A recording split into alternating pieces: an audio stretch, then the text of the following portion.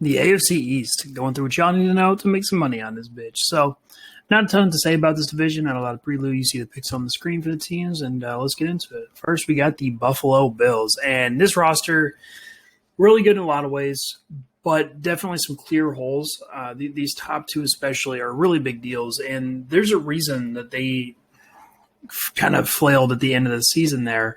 By the time that they played the Chiefs, because they really have some issues they need to work on, and they had issues throughout the season with this stuff as well. So, first things, I mean, clearly both these top two are really important. They need high-end pass rushers. That's what killed their defense in a lot of games last year, and why they didn't blow way more teams out like they really should have, is because their pass rush is really bad. And frankly, even as a run defending line, they're really missing a lot of pieces. So they do have Jerry Hughes, right? And they draft AJ Epinesa fairly high in the draft last year. They add F.A. Abada from the Panthers, who I like a lot. And that does provide a little bit of something there, but they're really missing a guy at the top end who matters. And while, yeah, like I said, Jerry Hughes can provide that in some circumstances, that's just so clearly what the thing that would make the Bills the most better, if you get what I'm saying, of anything they could add in the draft. So, second thing, defensive tackles. Ed Oliver is absolutely not that guy at this point. He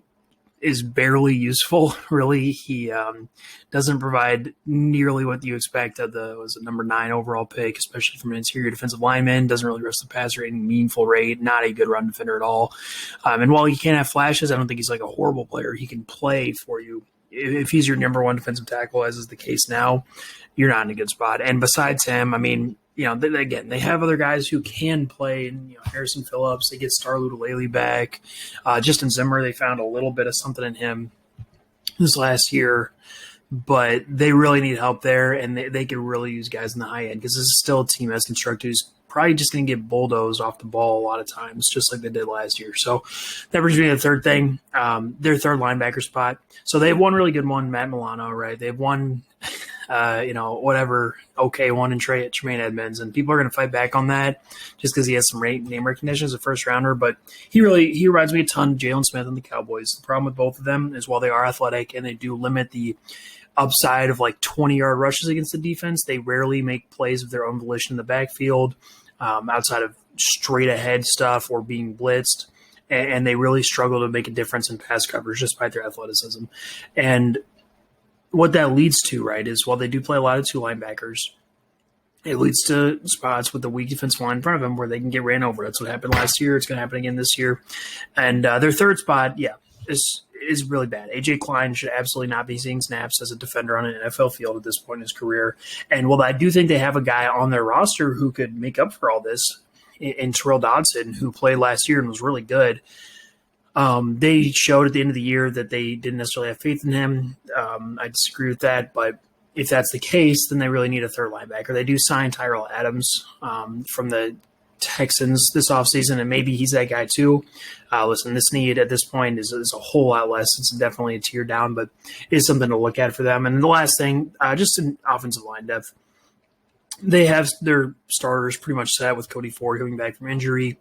They just need help behind them. Not really anything on the roster as of now. You have Bobby Hart inexplicably signed. Forrest Lamp equally as bad signed. Jamil Douglas at least can play a little bit at guard, but that's a spot where they, as of now, can't afford injuries. And then if anything's going to tank their season, it could be that. So, yeah, really good team overall, though, for sure. Very confident in their offense again going into this year, especially if they stay healthy. But they're missing some high-end impact players, especially on defense, that can make the difference in them being the best team in the AFC or not.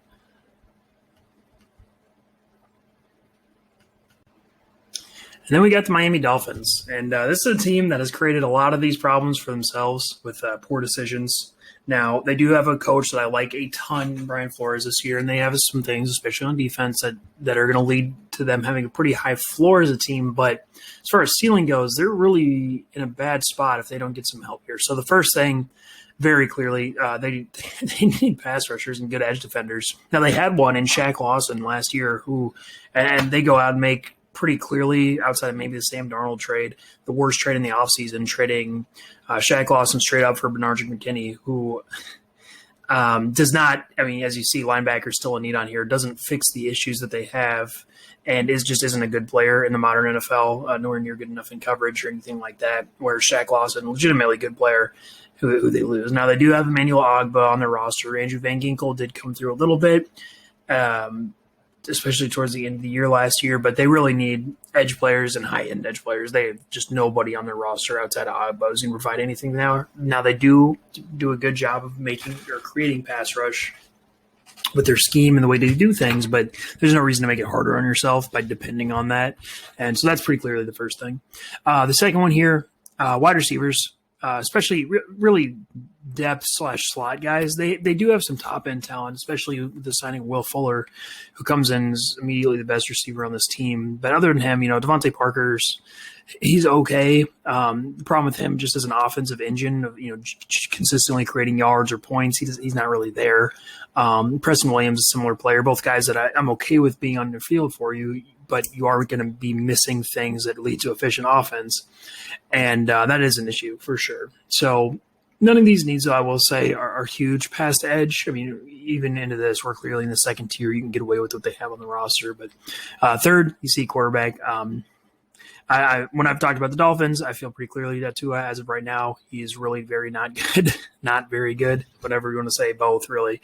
Now, he did some things last year that I do think more than other rookie quarterbacks or young quarterbacks, such as like a Drew Lock or something like that, point to a positive outcome in the future for sure. And I think there's a chance that Tua grows into it. But as of now, I mean, he's going to hold them back from being competitive next year and going forward unless he gets a lot better, which again, like I said, is possible. He did some things that kind of indicate or point in that direction, but I'm not super encouraged about it. So quarterback, not at the top just because they draft someone in the top 5 last year, but very likely going forward, it's going to get pushed up this list.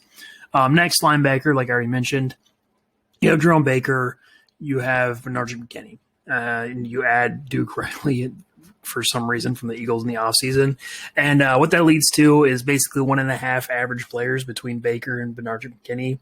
And while, again, their scheme is going to do a good job on defense just because of the way they're coached and how they play for sure. And they dealt with the same issue last year in terms of not having great linebackers or really even good ones. But that's a spot you can get a lot better at without a ton of effort that they're going to miss it, or they're going to regret if they don't address it. Next, safety.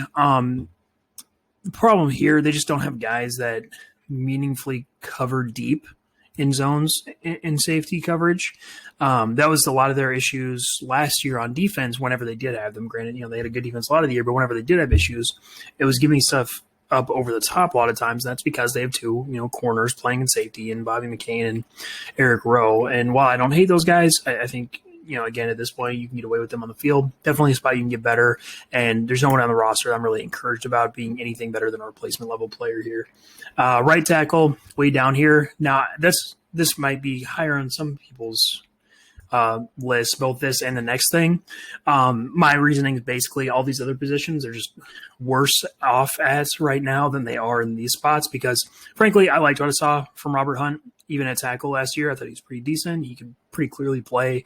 And while he's going to have some issues as far as long-term pass protection goes, they're not catastrophic, and I do think he's okay.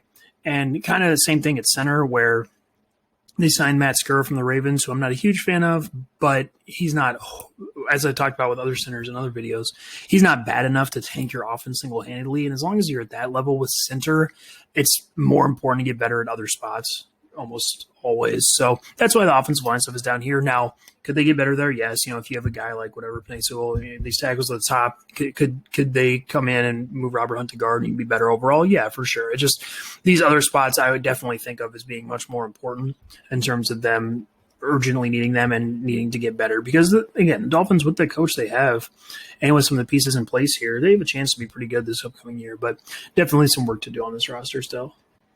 And then the big bad New England Patriots. And as you can see, this is a pretty short list because this team has done a really, really good job this offseason in addressing a lot of their needs. Now, these top two, don't get me wrong, really the top three are still really big deals that they need to fix. But just like the Dolphins, and even more so, the Patriots have a chance to be back to a borderline elite team this year. They signed a ton of talent in the offseason, and not just like the Texans did. You know, Texans bringing a bunch of players, none of them all that good. Patriots bringing a bunch of players, almost all of them pretty good. So really good spot here for the Patriots, but for sure, number one quarterback.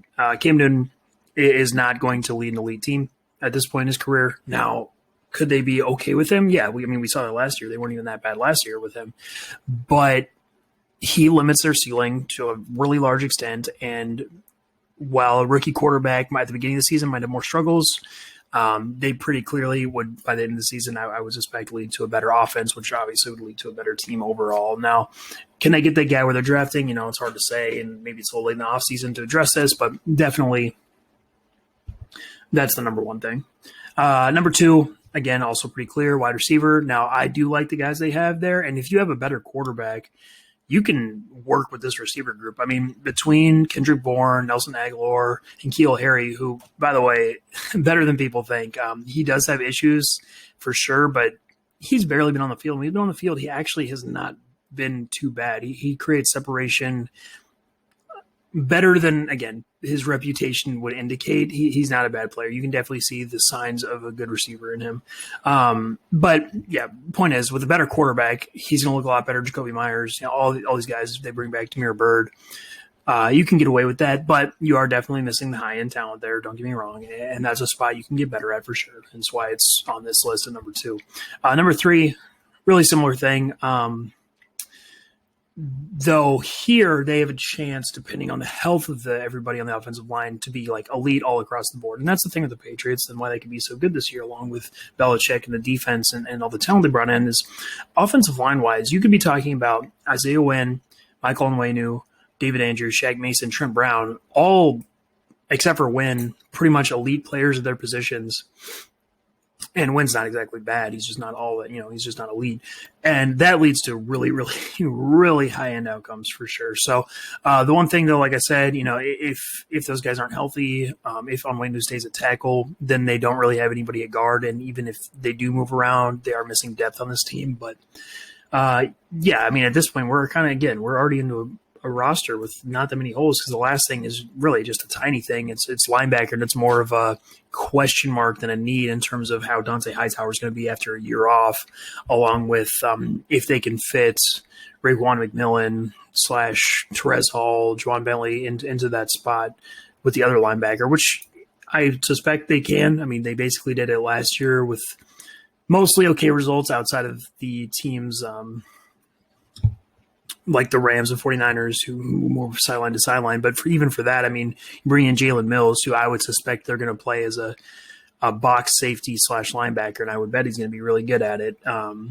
So maybe that's not even a huge need. But yeah, the point is, Patriots actually, I mean, they're in a really, really good spot outside of these top two things, which are big deals for sure. But not a ton of like glaring needs after all the signings they made this offseason. And then there's the Jets. A whole lot more issues on this one than the last three. Now, first one I'm not going to talk about a lot. Obviously, they need a quarterback. They're going to draft one at 2, so whatever. Not a lot to talk about there. But the rest of this stuff, a lot more interesting and a lot harder to deal with without a second overall pick. So you got guard and center, kind of a package deal. They just, I mean, almost no NFL caliber talent. The one player that I do think could at least be okay there is Greg Van Roten. He was okay 2 years ago in Carolina. He was actually even okay. Now he's far from elite. He's more of a replacement level player, but that's better than the rest of what they have, because besides him, you have, Cam Clark, who didn't even play barely at all last year. You have Alex Lewis, who's actively horrible. You bring in Dan Feeney, who's actively horrible. You have Connor McGovern returning at center, who's borderline actively horrible. I mean, a lot of really, really bad stuff that's going to make it tough on whoever they pick it to, whether it's Zach Wilson or not. And those are big needs. Now, those are spots you can get better at, even with rookies, for sure. And I suspect that they, again, know that. But definitely big deals there. Next, corner. Well, and I'll say, actually, though, outside of those two, the rest of this team, like every NFL team at this point in the offseason, on paper, has at least some guys that you could argue for. At corner, you have Bryce Hall, who actually played pretty well after being really underdrafted last year. You have Lamar Jackson, who The corner Lamar Jackson, who I would actually argue, given the situations he was thrown into, played pretty decently and could have a useful role in an NFL defense going forward. But past them, then you're into, Bless Austin, Arthur Mullet. I mean, you're not into a lot of talent at that point. Not that I completely hate those guys away, that I think of like a Vernon Hargreaves or something, but they're just not guys who are going to, stop an offense from doing anything, which is obviously not the ideal thing you want at corner. So that's a big thing. Edge, they actually have at the top of this group 3 guys I like quite a bit. Carl Lawson is pretty good. He's going to be good there. They bring in Vinny Curry, who's a veteran who's been good his whole career. And they have Bryce Huff, who's a player who didn't get a ton of playing time, but when he did, he was at the very least serviceable. The problem is none of those guys outside of maybe Lawson are really starter material, and you have nothing past them, so you're really missing depth. And pass rush in the modern NFL, very important, and they really missed that from the edge. They do have Quentin Williams, of course, who is really, really good at this point, John Franklin Myers as well, but I definitely need inside linebacker. Fairly similar situation in terms of maybe they have that guy with C.J. Mosley coming back. It's just, after a year off or 2 years for him, hard to know if he's really going to be anything special or not. But they do have him on roster. It's just that past that, you're just talking about nothing. You're talking about Neville Hewitt, who's not very good. They bring in Jared Davis for God knows why from the Lions. Please don't play him. A lot of issues on there, but C.J. Mosley, might add the top end there. Wide receiver, I happen to really like Denzel Mims. That's one of the main reasons this need isn't that high, is because I believe they have a pretty close to number one, not that I believe a lot in the term number one receiver, but that type of player in Denzel Mims. They bring in Corey Davis, who's completely fine as your number 2/3. Keelan Cole is a really good player. They bring it from Jacksonville. I think they found some stuff in like Jeff Smith last year. They have Jamison Crowder. They have receiver talent at this point. And so it's not so high. And then tight end, they just, they're missing a difference maker there. Best one on the roster, Ryan Griffin, is just whatever. He's there. Chris Herndon's just completely not what they were hoping for at this point. That's not a good player. And then Tyler Kroft, they bring in, is a whatever veteran. So, this roster not in quite the horrible spot it was going into last year, but still a lot of issues, and especially those top 3 things. I mean, they're borderline. They're completely required to get better at if they want to even be a competitive team this year for sure.